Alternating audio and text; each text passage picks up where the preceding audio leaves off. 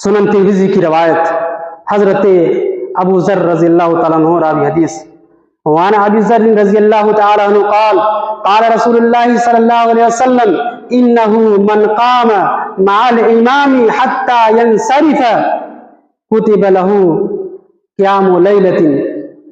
اللہ کے نبی صلی اللہ علیہ وسلم فرماتے ہیں کہ جو شخص امام کے ساتھ قیام کرتا ہے، امام کے ساتھ قیام کرتا ہے اور یہاں تک کہ حتیٰ ینصرف، یہاں تک کہ امام سلام پھیر دیتا ہے،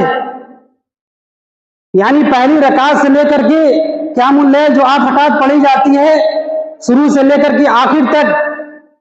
امام کے ساتھ نماز پڑھتا ہے اور امام سلام پھیرتا ہے، امام کے ساتھ سلام پھیرتا ہے، اللہ کے نبی فرماتے ہیں کتب لہ قیام لیلۃ، اس کے لیے رات بھر نماز پڑھنے کا ثواب لکھا جائے. اتنا رات بھر نماز پڑھنے